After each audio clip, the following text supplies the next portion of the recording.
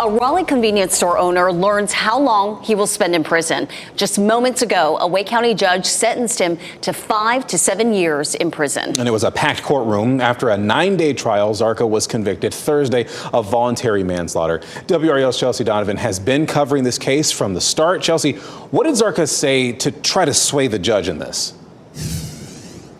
Yeah, obviously you heard that apology to the Garrity family. He also said, though, some interesting things that didn't sit well with them. He said that life happens and asked the family to go on. He said he hoped that they would understand this was just a chance meeting.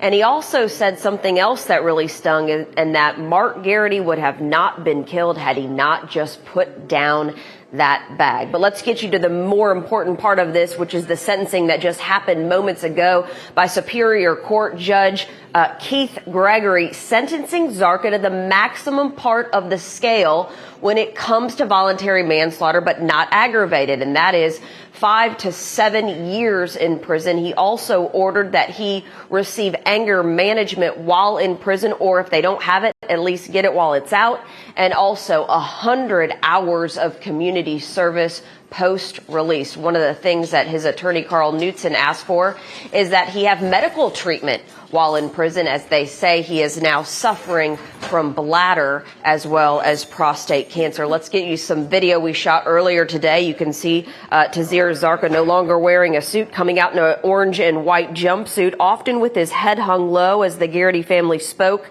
of their pain and their memories of Mark Garrity, their son, who was stabbed to death at age 27 in Taz's store after he thought he was stealing a Gatorade. As you'll recall, Zarka was convicted after 6 hours of jury deliberations of voluntary manslaughter. A jury could not find if that crime was aggravated, and that part of the trial ended in a mistrial. Now, prior to sentencing, the Garrity family fought back tears, remembering Mark and pleading with Judge Gregory to give Zarka the max sentence, and also close to a dozen people spoke in support of Zarka as well. Take a listen to both sides.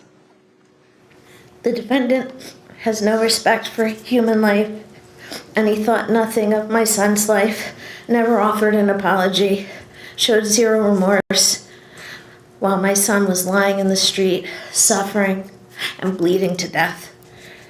He could care less, clearly, as he mopped his floor. Taz has a great reputation in the community. He is the man with an integrity. He's a generous man. He's always has a smile on his face. And just behind me, you can see some of the Zarka supporter, or some of the Garrity supporters coming out. They're all wearing these shirts that say "Justice for Mark." Also, a lot of folks that are wearing buttons. A large turnout from the Garrity family, as you can see, that they're filing out now. Many people spoke on Mark's behalf. Interesting to note that Judge Gregory really poured his heart and soul out on the bench, saying that, he is a father first, a judge second. He will get a chance again to speak to his own son, and recognizes that the Garrity family will not. He also said that he noted that Mark Garrity was suffering from an addiction, but it was not an addiction that killed Mark Garrity, but rather Zarka at the hands of a knife. We're live in Raleigh. Chelsea Donovan, WRAL News.